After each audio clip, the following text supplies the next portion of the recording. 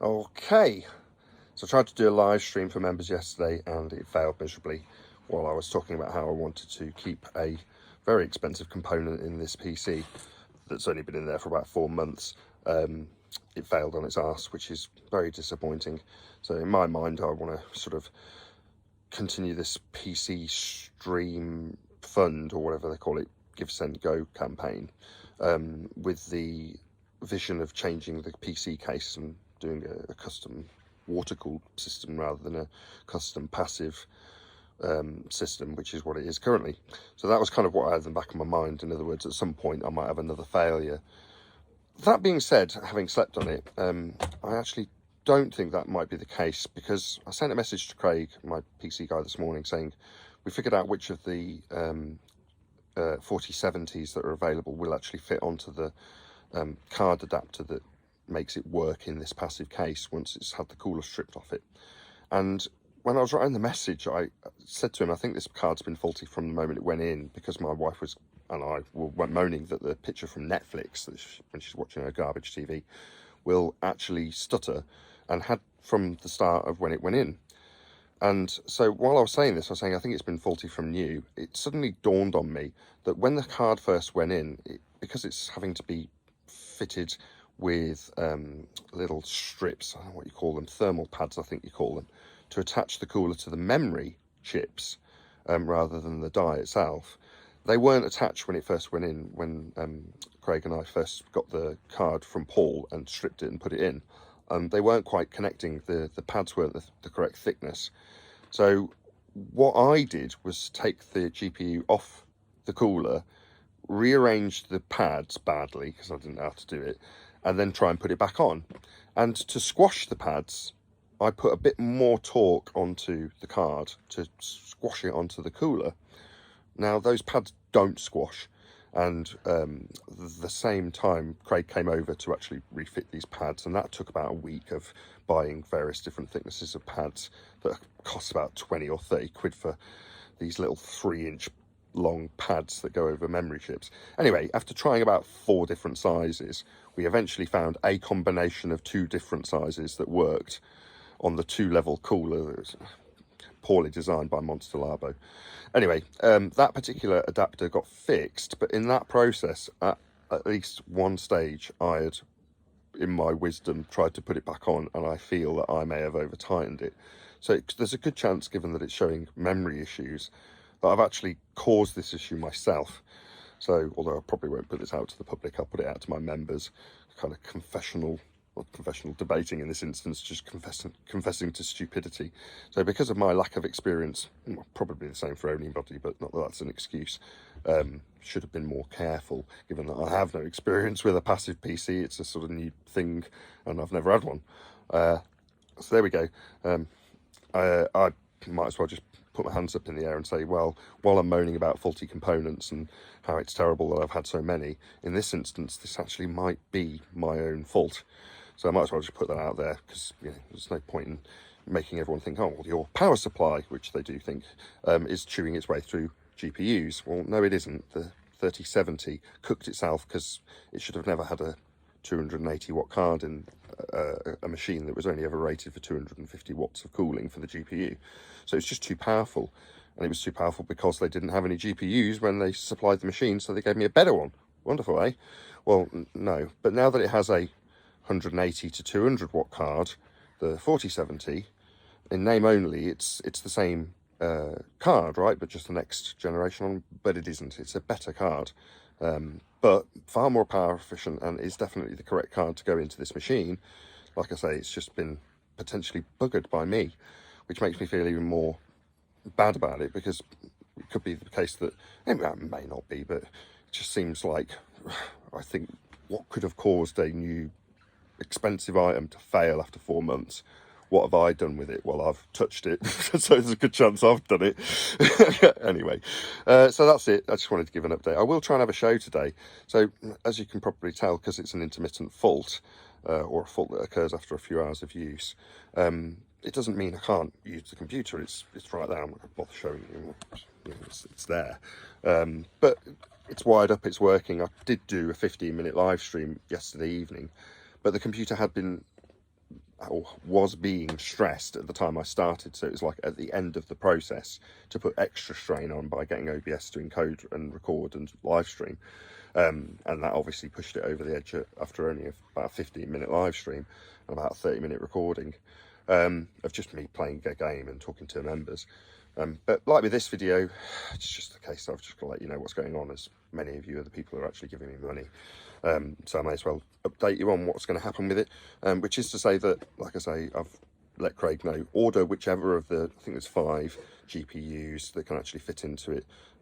One is a Gigabyte, the one that's in there already, the Gaming X Trio. There's a Ventus 3 and Ventus 2 that'll both fit in, and then an Asus TUF and an Asus Dual, and that's it. Those are the cards that will fit onto the adapter that Paul originally bought when he got this Gigabyte Gaming X Trio model that's in there that's failed, or failing, or faulty, whatever it is, it doesn't work properly. So that's hopefully going to get ordered, and when I spoke to Craig on Friday in the shop, he said, you know, it'll come next day from my supplier. So he's very graciously hopefully going to order that today, and it'll hopefully come tomorrow, whichever one of those 5. So I've just said order any. There's only maybe 50 to 100 quid between them, and so far I've raised about, I think I've raised 380 quid. So 3 people gave me £100, 1 via PayPal and 2 via GiveSendGo. Thank you very much. That means that it's considerably less stressful for me, because I don't know, maybe people in the audience see 500 quid as not a massive amount of money, like not a bank-breaking amount of money, but it is a bank-breaking amount of money to me, whereas maybe £200 is still not money I've got, but it means that I can actually say to Craig, order it. You know, I'm sure I can scrape together my own pennies and put a couple of 100 quid in if nobody else gives me any support, which won't be good, you know, because I don't have it to use, but I definitely don't have 200, and even more definitely don't have 500 to 600. I think it's 550 quid for the absolute cheapest palette one, but as Craig, that's the reason I'm talking about it with him, explained, there's only a certain number of cards that will actually fit on that adapter, so I'm a bit concerned, were his words, about just ordering the cheapest one, because that's what I said. 550 quid is the cheapest.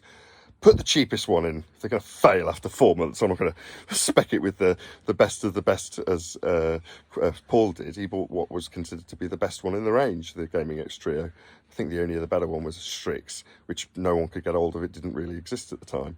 So other than that, I was like, no, you should put the cheapest one in. You know, it doesn't have to run a blistering speed to be good for gaming to get me the competitive edge in a game. No, that's being done so I can test the computer's stability. It seems like I'm a gamer because I've been playing games for 14 months.